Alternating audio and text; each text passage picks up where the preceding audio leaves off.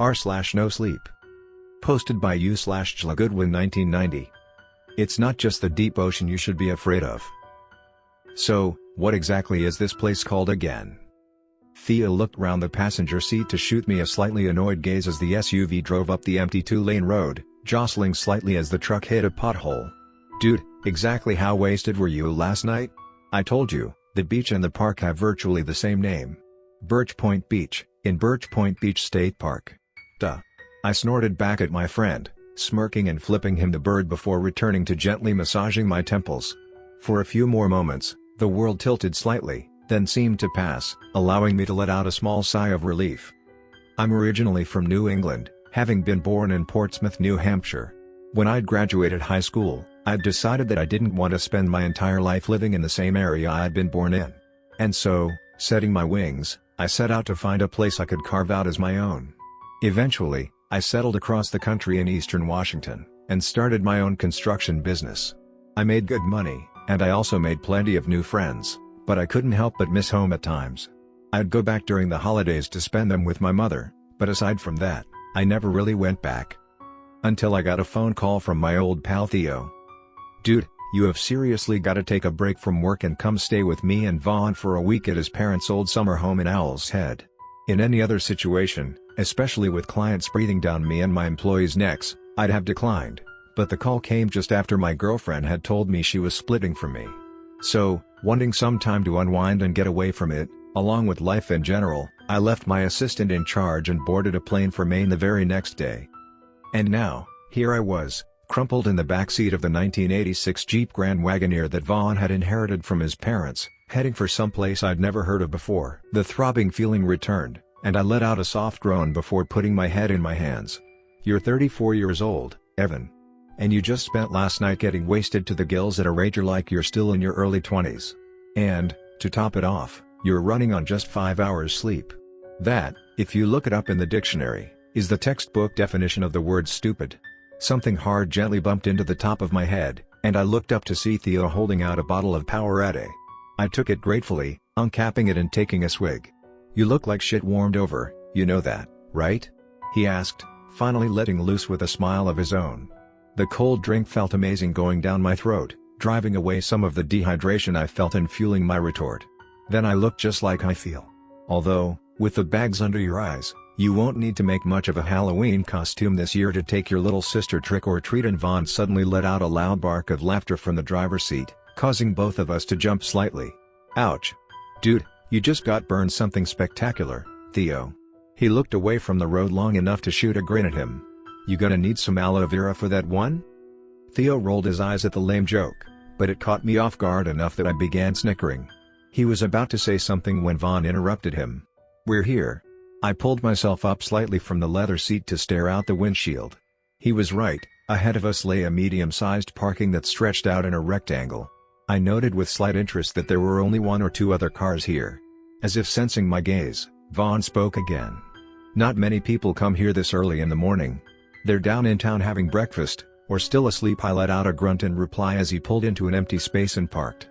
For a few moments, the three of us simply sat in the truck, listening to the call of birds filtering in through the closed windows as the sky became lighter, hinting that dawn was just about to break. Then Theo spoke up. Well, let's hit it, gentlemen. And with that, he unbuckled his seatbelt, pushed open the door and hopped out, slamming it shut behind him. I let out another soft groan as the sound reverberated in my head, making my ears begin ringing like I had a bad case of tinnitus. Vaughn looked round at me, a small look of concern on his face. Sure you're okay, Evan? I took a deep breath, blinking my eyes a few times before answering. Yeah, I think so. Just drank a little too much last night. My head feels like I just got off the old tilt-a-whirl at Canopy Lake Park. He let out a soft chuckle.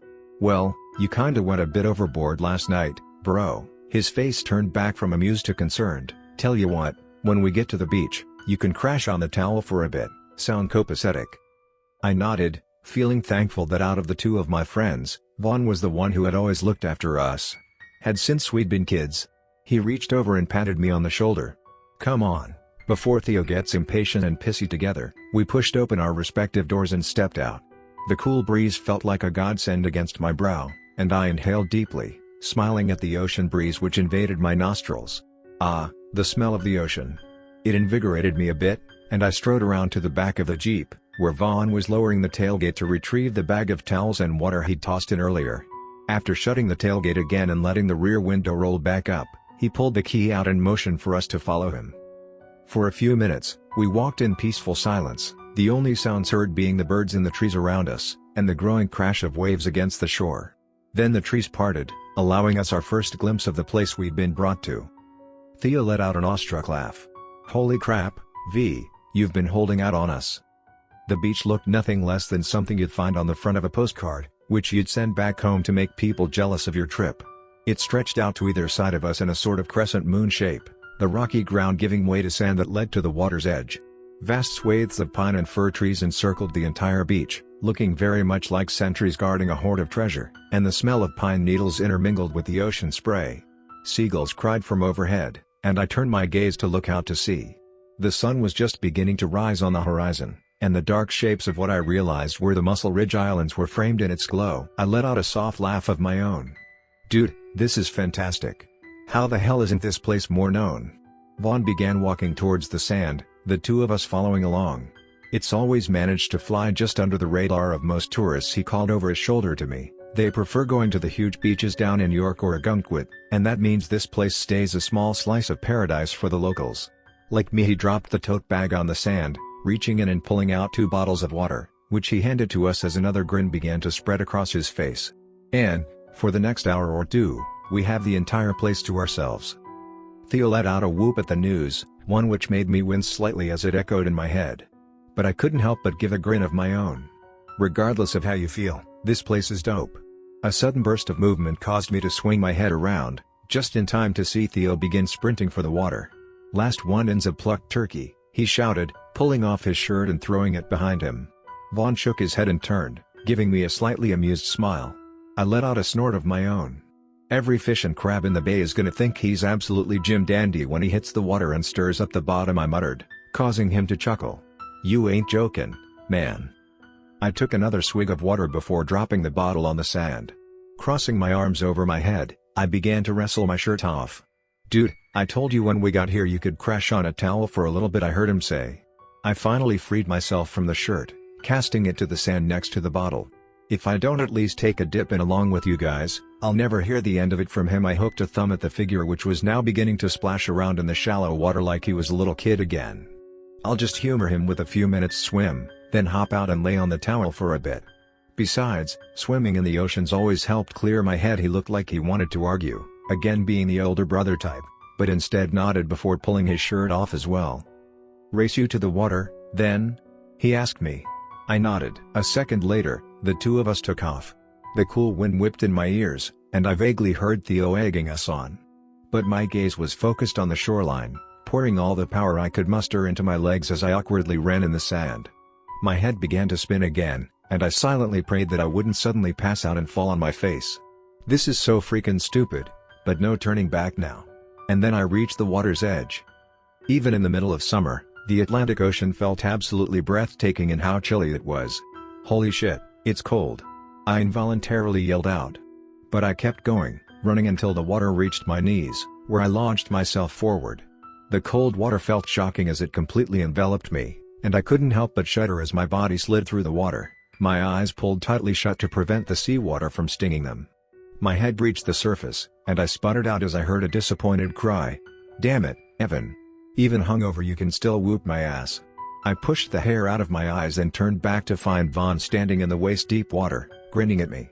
"Guess I still got it," was all I said. Theo slapped me on the back, congratulating me. Then he turned and began swimming around, laughing as he would dive underwater and surface a few moments later. I shook my head as my feet touched the bottom and I stood up. Another wave of the hangover hit me hard, and I closed my eyes for a moment to center myself. It was a bit hard to do with the water gently rising and falling around me in rhythm with the pounding in my head. "You alright, man?" I opened my eyes to see Vaughn gazing at me, even more concerned than he had been before. And this time, I didn't blame him. This truly was a stupid idea, dumbass. I swallowed before answering. "I think so. I'm just gonna go wait around for a few minutes and then pop out the towel and lay down for a bit." My friend nodded, then gestured to the pair of legs now sticking out of the water. "Go on, I'll keep an eye on this numbskull to make sure he doesn't hurt himself." Nodding, I turned away and waded towards the left side of the beach, making sure to keep the point in my vision so I wouldn't accidentally wade out too far. The waves gently slapped my body, and as I drew further away from the hooting and hollering behind me, I began to feel a little better. Being in nature had always worked as a sort of natural healing salve for me, and this was no exception. I gazed down into the water, looking at the shimmering world that my legs walked through. A rather annoyed crab scuttled out of my way as I approached, raising its claws as if challenging me to a duel. I chuckled softly. "Not today, buddy, I'm nowhere near in the mood." A few small fish darted about just ahead of me, before streaking between my legs and out into deeper water. The distant crash of the waves on the rocky shoreline further out completed the idyllic, peaceful scene, and I felt my pounding head lessen slightly. That was when the feeling came over me. To this very day, I can't fully describe what it was. All I know is one moment I was feeling content. The next, it was like lightning bolt had gone up my spine. The shiver that coursed through me was stronger and more noticeable than any I'd had before in my life, and it caused me to freeze in place. My head snapped up, and I looked around me. Aside from the gently lapping waves, nothing disturbed the water around me. I shot a gaze behind me. Vaughn and Theo were still at the other end of the beach, now engaged in some sort of diving competition. Neither one was paying attention to me. Then what the hell was that? I wondered. Another feeling washed over me, this time much easier to distinguish, though far less welcome. It was the feeling of being watched. Being stared at. Having had to dodge more than a few sketchy people every time I had to travel to Seattle for meetings with clients, it was a feeling I knew all too well. I'd learned how to distinguish the difference between a pair of benevolent eyes watching me, and those with, well, shall we say, more malicious intentions in mind. This feeling was firmly in the latter category. My gaze suddenly swept up towards the tree line.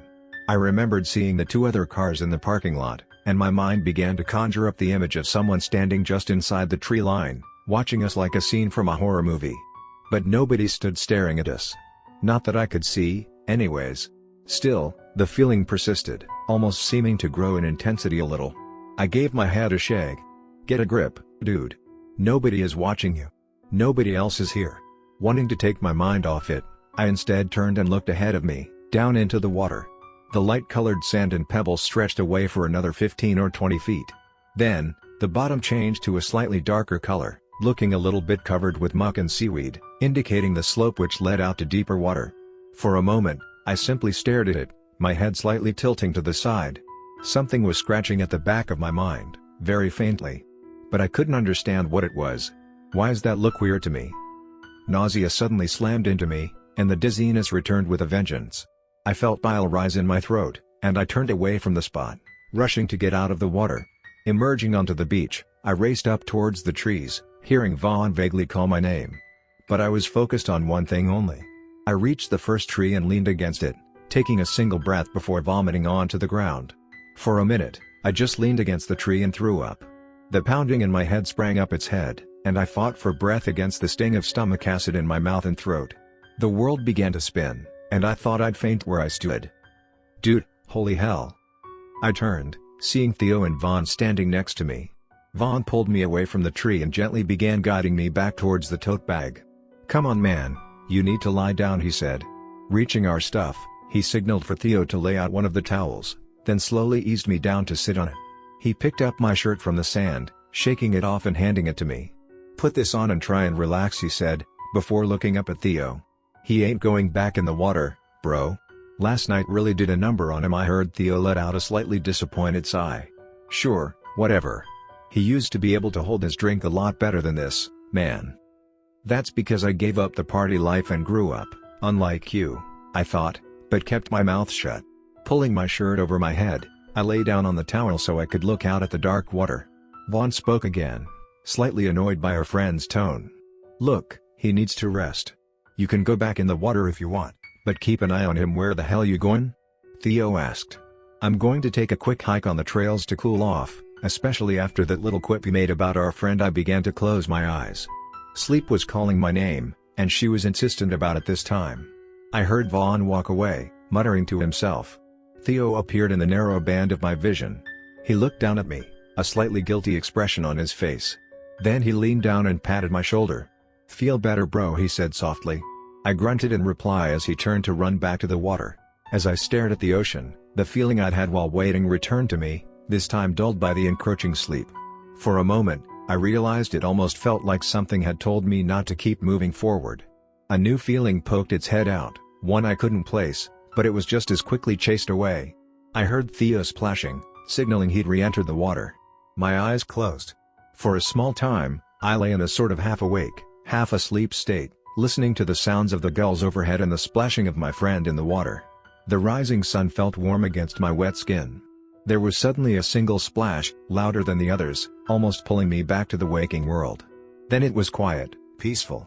A small smile crossed my face. The next thing I knew, I was being shaken awake. For a few moments, I attempted to resist, as I'd been in the middle of a very pleasant dream, but the shaking remained insistent, and I gradually became aware of a voice calling my name. "Evan, wake up man, please." I let out a grunt, signaling I was awake as I rolled over onto my back. The voice came again. "Come on buddy, you need to wake up." I finally cracked my eyes open, jamming them shut against the blinding sun.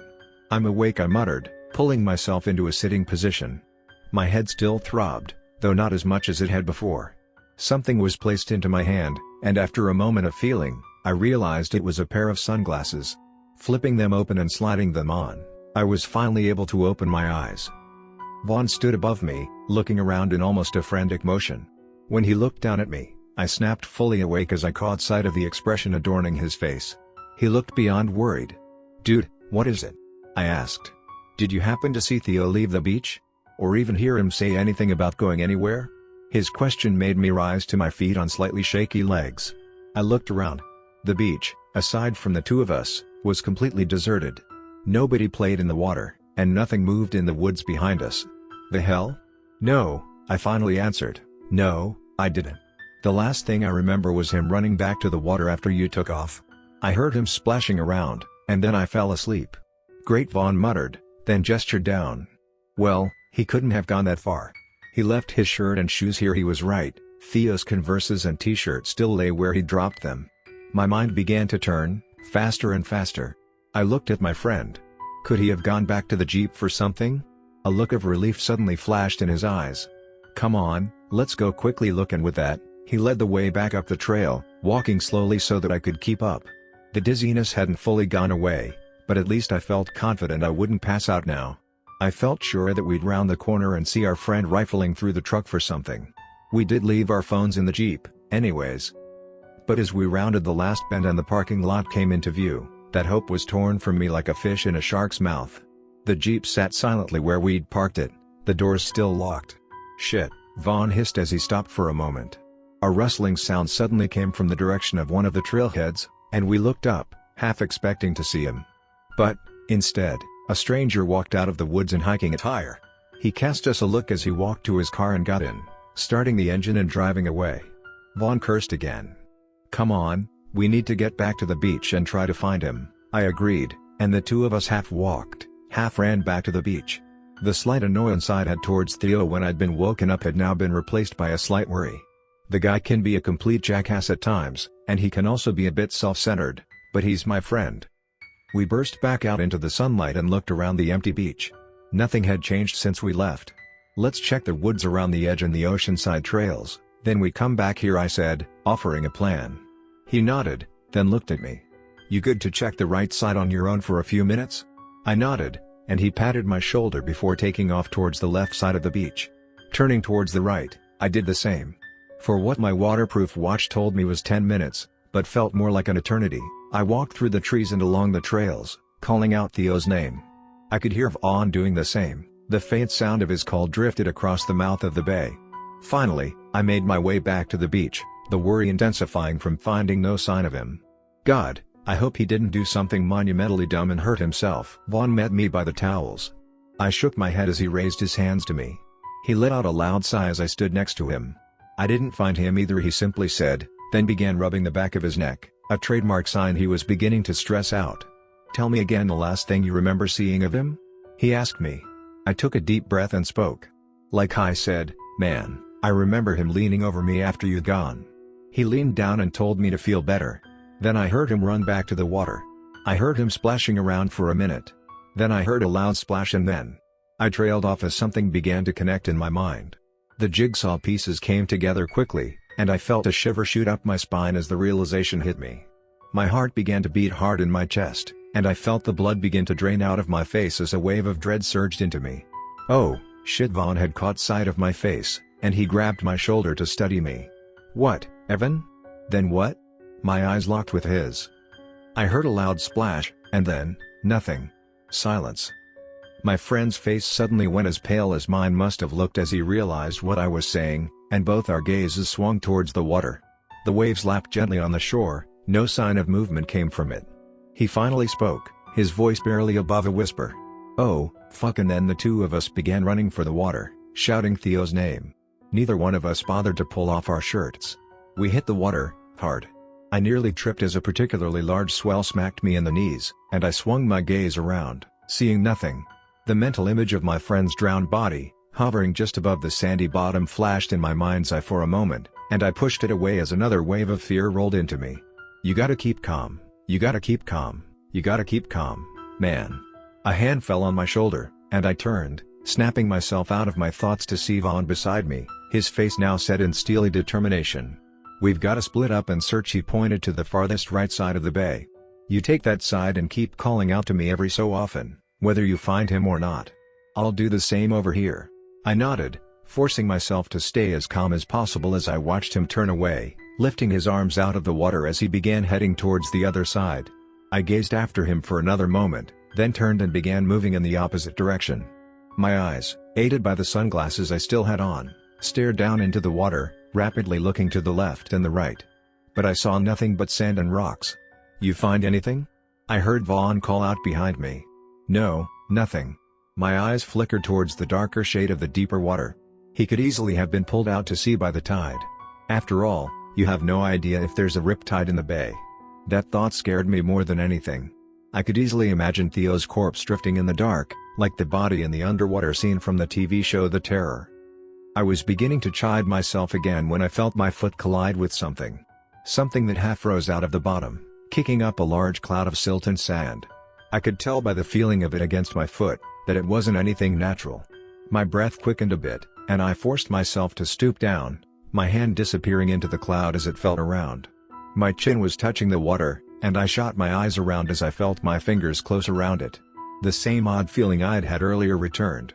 I still couldn't tell what it was, but with every fiber of my being on alert, it felt amplified, and thoroughly unpleasant. I stood back up, pulling what I'd uncovered out of the water. A small wave of confusion passed over me as I stared, watching the water drain out of it. What the hell? It was a man's shoe, one of the slip-on types that you'd see people wearing while aboard yachts. It clearly had been sitting on the bottom for a long time, a slimy covering of muck and algae stuck to the top, and the color had begun fading. My gaze looked down into the water to see if its twin lay on the bottom. There was nothing else there. Why didn't the person retrieve their shoe if they lost it? I shook my head suddenly. I needed to focus. Theo's life might depend on it. If he's even still alive. Vaughn called out again. Hey, what did you find? I turned to see him looking back at me. Nothing of his, just an old shoe. Keep looking. He nodded at me and turned back. I turned, giving the shoe a last look before letting it slip back below the waves. I watched it sink to the bottom, and then I moved forward again. I'd only gone another 15 feet, when I heard a loud splash come from somewhere behind me. Then nothing. I called out. Hey, you find him? There was no answer. Hey, Vaughn, did you find anything? Still nothing. Another shiver suddenly rolled up my spine, and I turned, beginning to call out again. Dude, did you find? Vaughn was gone. For a moment, my brain short-circuited, trying to process what I was seeing. What the fuck? I whispered. My brain suddenly computed, and I realized he must have dived underwater for something. A heavy pit settled in my stomach as I realized he might have found our friend, and I prepared myself to see him surface carrying Theo's body. But nobody broke the gently rolling swells. I looked at my watch, seeing that a minute had passed since he disappeared. Vaughn? I called out. My voice seemed to echo off the trees in the bay itself. But nobody answered me. I called out again. Vaughn? Then I suddenly felt my heart begin to race again as a new wave of fear surged into me. What happened to him? I began to move towards the left, keeping in line with where I'd last seen him. The largest swell yet smacked into me as I waded as fast as I could go. I suddenly imagined that there was a sharp drop-off, and that both of my friends had accidentally fallen into it, getting caught in a riptide which pulled them out to sea and to the bottom. My heart was pounding like a drum in my chest, and I was close to hyperventilating. Shit, shit, shit, shit. Finally, I reached where I swore he'd been and looked around. I was standing in water up to my chest, and even with the shirt on, I was beginning to shiver. Nothing moved, and I saw no sign of my friend anywhere. That was when something caught my eye, beneath the waves. I turned, trying to distinguish what it was, but the swells had become a bit fiercer, distorting everything. I took a step forwards, squinting my eyes. It remained elusively out of focus, though I could tell it didn't belong, looking much brighter than the surrounding sand. Another step forwards. It became a little clearer, though still unrecognizable. Another large swell smacked into me, and I took a third step forwards. That's when the same feeling I'd had earlier slammed into me like a Kenworth. The same lightning bolt shot up my spine, and I froze. I realized I'd reached the same place I'd had it before as well. As much as I tried forcing myself to move forwards, it was as if some primitive part of my brain refused to allow my body to do so. Finally, I decided to quickly duck under the water to see what I'd spotted. Leaving the sunglasses on, I took a deep breath and slipped beneath the waves. The salt water stung my eyes as I forced them open, the shapes distorted, but much easier to see than from above. I turned to look in the direction I had, seeing it much clearer now. What the hell is that? I allowed myself to float a little closer. The object came into focus. I froze like a statue. For a moment, I wasn't able to move, my eyes locking on it, my brain trying to comprehend what it was, and simultaneously trying to refuse. The feeling I'd felt again returned with a vengeance, along with a new emotion, horror. I shot up, my head breaking the water as I sputtered it from my mouth and felt my heart thunder in my chest. My eyes widened as I slowly began to back away, locking on what I recognized now. It was a human leg. To be more specific, it was Vaughn's leg. The tattoo wrapped around the ankle was proof of that. It lay on the bottom, and from what I saw, it ended by the upper thigh. My eyes flashed around, looking frantically at the water around me. Fear like I'd never felt kept crashing into me in bigger and bigger waves. A shark. There's a damn shark in here, and it just killed both my friends. The thought spurred me to take another step backwards. As I did, the thought occurred to me to look for any pools of blood. The last thing I wanted to do was accidentally step into one. I looked back at the leg, my eyes following up the calf, to the knee, to the leg moved. I froze again. What? For a moment, I stared, wondering if it was an involuntary twitch. Then, the leg began to thrash, kicking out hard, almost frantically. There was no way it would be able to do that unless it was still attached to the body. My eyes again moved up the leg towards the thigh. And I suddenly felt as if the wind had been knocked out of me. Vaughn's leg disappeared into the mucky bottom of the bay. As I stared, something began to take shape. Something my eyes hadn't caught before. And I felt a new wave of horror and dread hit me as I realized what I was seeing. A line in the muck, one that seemed about 3 or 4 feet across. One that I realized, had teeth poking out from either side of it. Sharp, translucent, needle-like teeth. That wasn't the thing that made me want to scream, though. 2 eyes stared out at me from just above it. Ones that almost perfectly blended in with the bottom, if not for the black pupils that gazed coldly up at me. The mouth opened slightly, and I felt a bit of suction, almost pulling me off my feet. I watched, petrified as Vaughn's leg, which for a split second I saw was still attached to him, was sucked inside, the foot giving one final, pathetic kick as the mouth closed over it. It was a sight that, all these months later, I still see in my nightmares. My body shook violently, and every fiber of my being screamed at me to get out of the water. But I was literally rooted to the spot, frozen in terror. I felt like the character in a horror movie, the kind you screamed at to move as the killer advanced on them and never moved. Something to my right caught my eye, a small movement. I turned, and for a moment didn't understand what I was seeing. And then I was suddenly racing towards the beach, the water maddeningly slowing me. I felt a suction pull on my legs and a loud splash emanate from behind me, but I forced myself to fight it. The water became shallow, and as soon as it reached my knees, I began running. A strange sound suddenly reached my ears, and for a moment, my mind couldn't comprehend what it was. And then I realized. Screams. My screams. It's been almost 6 months since I tore from the water that morning. As soon as I was free of the waves, I sprinted for the parking lot, stopping only to snatch up the keys to Vaughn's Jeep. I'd been delirious as I'd crashed through the bushes. According to the hiker who'd found me frantically trying to unlock the driver's door, I'd barely been able to speak, but when I babbled about my friends and the water, he'd called the cops. When they had come, I'd calmed down just enough to be able to tell them what happened. They, of course, didn't believe me. They thought I'd had a mental break. They searched the beach, even bringing a diver in to check the bay. But they found nothing. No sign of Vaughn or Theo. And no monster buried in the sand and muck. Only depressions which the diver noted looked a bit unnatural. The police chalked my friends' fates up to either drowning, or a shark attack. For such a small town, it surprisingly didn't even make the local paper. And when Theo's girlfriend arrived when the police called her, they barely answered any of her questions. She was forced to go through the most basic procedures before being hurried out the door. And since Vaughn's parents died 3 years ago, there was nobody they could call for him. I can only assume that the people in charge of government in Owl's Head didn't want the idea of 2 people dying at their secluded, paradise-like beach to stain the town's reputation. Bastards. As for me, as soon as I was released, I flew straight back to Washington. I've tried to get back to as normal a life as possible. But it's been impossible. When I need to report to my clients in Seattle, I now video call them instead of traveling there myself. I tried, one time. But as soon as my eyes spied the massive ocean stretching out away from it, I began to shake so badly that I had to pull over. I can't stand to even see the ocean anymore. Hell, I can't even stand to be near a fucking lake. Not without being reduced to a screaming, blubbering mess. I know what it was. Growing up, I'd always gone to the Boston Aquarium during summer vacation with my mother. I wanted to be a marine biologist for a time, and I begged her to take me to see all the creatures I used to adore. And I remember staring into one particular tank, watching a monstrous-looking fish bury itself into the sand, waiting for prey to swim by so it could leap up and grab them, before swallowing them whole. One that was only about 3 feet long, 5 times smaller than the horror I saw that day. And looking to the plaque mounted on the wall beside the glass, seeing the name. Stargazer. I suffer nightmares every single time I fall asleep. Nightmares of seeing my friend being eaten alive. Disappearing into that mouth, one as wide as a dinner table. Nightmares of seeing those cold eyes gazing at me, eyeing me like I was a Thanksgiving turkey. And nightmares of turning to see the second one rising from the bottom, getting ready to strike at me.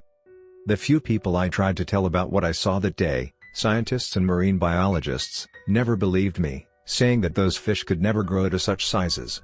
And now, I've finally decided to post what happened that day here, in a place others tell of unbelievable and horrific things that no one believes. I don't care if nobody believes me here, either. I need to warn you. Warn as many people as I can. There are horrific things that prowl the ocean. Things that scientists haven't seen yet. Things that nobody has seen yet. Seen, and lived to tell about, anyways. Even if you don't believe me, please, at least be wary when you go to the beach. Be vigilant when you wade into the water to have fun with your friends or family. Because it's not just the deep ocean you should be afraid of.